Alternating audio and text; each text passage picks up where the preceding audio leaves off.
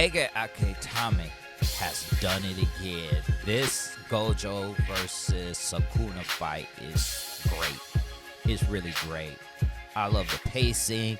I love the story. I know some of y'all didn't like the domain expansion battle, but I thought that was quite entertaining for what it was doing. And how this chapter actually starts off is where it left off, where Mahoraga has slashed Satoru Gojo in his chest, shocking everyone. But Yuji still has faith in his sensei, and he pretty much says that Mahoraga has only adapted to his affinity, and that will make them on equal footing, and he can still heal.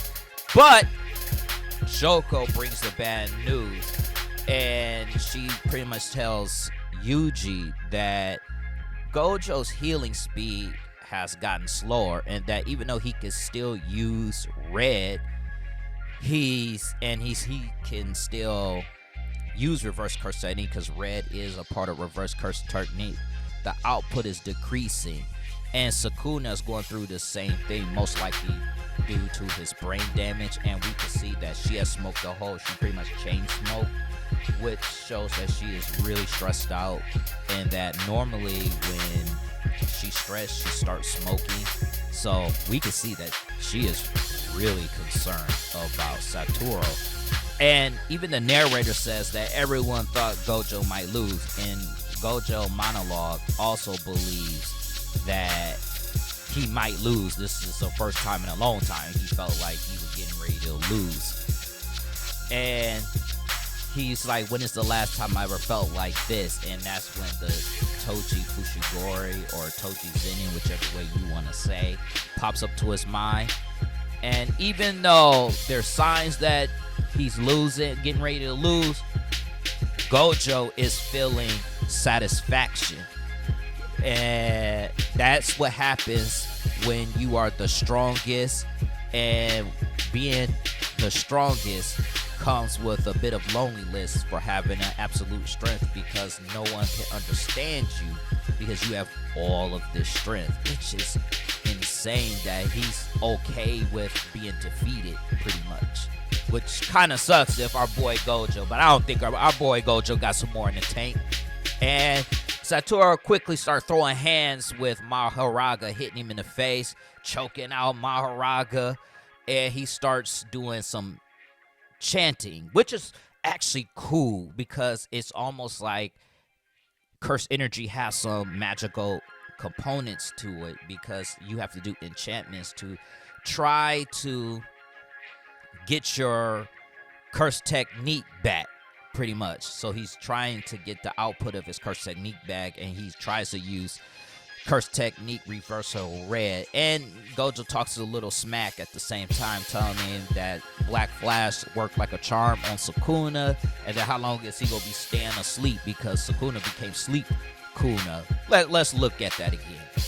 And Sukuna gains his consciousness, and he does rabbit escape, which is a Megami technique with a bunch of rabbits to help Mahoraga escape, which Mahoraga ends up doing, which Satoru realizes that Sukuna's protecting Mahoraga and using it for offensive attacks. Sukuna then throws a fire extinguisher towards Gojo and blasts it. He creates a smoke screen while Mahoraga attacks from above, which of course Satoru saw coming and blocks it. Then he starts making a posture that Choso realizes looked like piercing blood, which Sukuna got from Choso when Choso fought Yuji Itadori in the Shibuya arc. And I told y'all, he watched every little crevice of that fight, and so he's doing the same posture, and he's used the attack, which of course lands on Satoru Gojo. This makes Gojo realizes that he's not only defending, but he's also attacking. He's using the small moments that Mahoraga creates to attack, because whenever Satoru touches Mahoraga, that erases his infinity, which means that Sukuna can now hit Satoru. And he used Max Elephant Water, and he just kind of like made it so that way it's more efficient. That stance makes it more effective with piercing.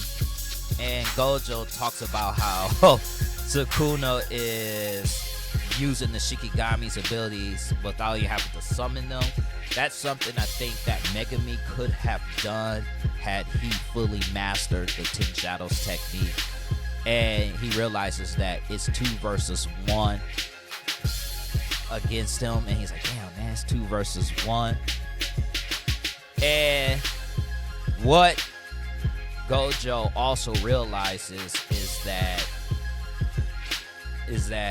Sukuna cannot use his domain attacks, which is cleave and dismantle. Sukuna can't use that and Ten Shadows technique at the same exact time, and he's starting to only use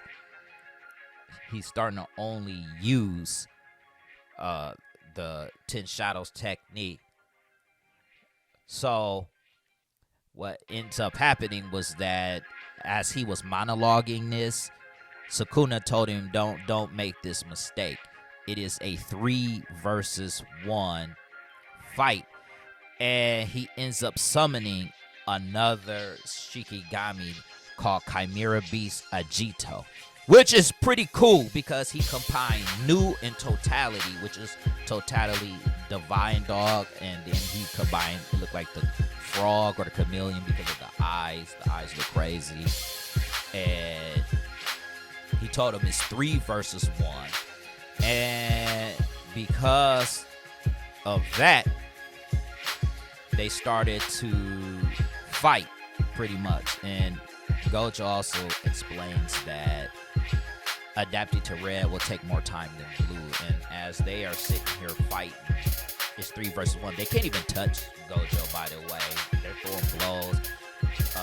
Sukuna's coming out of his shadow trying to hit him. They're all literally trying to hit this one dude.